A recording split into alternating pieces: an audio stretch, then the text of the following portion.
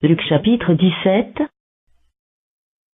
Jésus dit à ses disciples, « Il est impossible qu'il n'arrive pas des scandales, mais malheur à celui par qui ils arrivent. Il vaudrait mieux pour lui qu'on mit à son cou une pierre de moulin et qu'on le jetât dans la mer que s'il scandalisait un de ses petits. Prenez garde à vous-même. Si ton frère a péché, reprends-le. Et s'il se repent, pardonne-lui. Et s'il a péché contre toi 7 fois dans un jour, et que 7 fois il revienne à toi disant, « Je me repens », tu lui pardonneras. Les apôtres dirent au Seigneur, « Augmente-nous la foi. » Et le Seigneur dit, « Si vous aviez de la foi comme un grain de sénévé, vous diriez à ce sycomore, « Déracine-toi et plante-toi dans la mer. » Et il vous obéirait. Qui de vous ayant un serviteur qui laboure ou paie les troupeaux lui dira quand il revient des champs, « Approche vite et mets-toi à table. » Ne lui dira-t-il pas au contraire, « Prépare-moi à souper, ceins-toi et sers-moi jusqu'à ce que j'aie mangé et bu.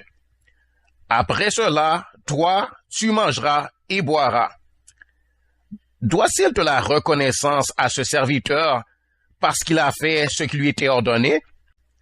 Vous de même, quand vous avez fait tout ce qui vous a été ordonné, dites, nous sommes des serviteurs inutiles. Nous avons fait ce que nous devions faire. Jésus se rendant à Jérusalem, passait entre la Samarie et la Galilée. Comme il entrait dans un village, 10 lépreux vinrent à sa rencontre. Se tenant à distance, ils élevèrent la voix et dirent, « Jésus, Maître, aie pitié de nous. » Dès qu'il les eut vus, il leur dit, « Allez vous montrer au sacrificateur. » Et, pendant qu'ils y allaient, il arriva qu'ils furent guéris. L'un d'eux se voyant guéri, revint sur ses pas, glorifiant Dieu à haute voix. Il tomba sur sa face aux pieds de Jésus et lui rendit grâce. C'était un Samaritain. Jésus, prenant la parole, dit, « Les 10 n'ont-ils pas été guéris? Et les 9 autres, où sont-ils? Ne s'est-il trouvé que cet étranger pour revenir et donner gloire à Dieu? » Puis il lui dit, « Lève-toi, va, ta foi t'a sauvé. » Les pharisiens demandèrent à Jésus quand viendrait le royaume de Dieu. Il leur répondit, « Le royaume de Dieu ne vient pas de manière à frapper les regards. On ne dira point, il est ici ou il est là, car voici, le royaume de Dieu est au milieu de vous. »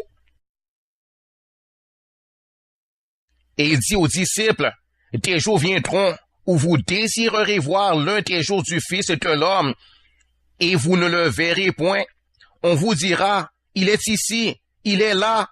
N'y allez pas, ne courez pas après, car comme l'éclair resplendit et brille d'une extrémité du ciel à l'autre, ainsi sera le Fils de l'homme en son jour. Mais il faut auparavant qu'il souffre beaucoup et qu'il soit rejeté par cette génération. Ce qui arriva du temps de Noé arrivera de même au jour du Fils de l'homme. Les hommes mangeaient, buvaient, se mariaient et mariaient leurs enfants jusqu'au jour où Noé entra dans l'arche. Le déluge vint et les fit tous périr. Ce qui arriva du temps de Lot arrivera pareillement. Les hommes mangeaient, buvaient, achetaient, vendaient, plantaient, bâtissaient. Mais le jour où Lot sortit de Sodome, une pluie de feu et de soufre tomba du ciel et les fit tous périr. Il en sera de même le jour où le Fils de l'homme paraîtra.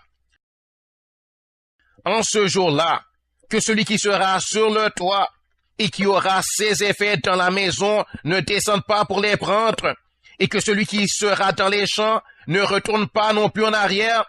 Souvenez-vous de la femme de Lot. Celui qui cherchera à sauver sa vie la perdra, et celui qui la perdra la retrouvera. Je vous le dis, en cette nuit-là, de deux personnes qui seront dans un même lit, l'une sera prise et l'autre laissée. De deux femmes qui mourront ensemble, l'une sera prise et l'autre laissée. De deux hommes qui seront dans un champ, l'un sera pris et l'autre laissé. Les disciples lui dirent, « Où sera-ce, Seigneur? » Et il répondit, « Où sera le corps, là s'assembleront les aigles. »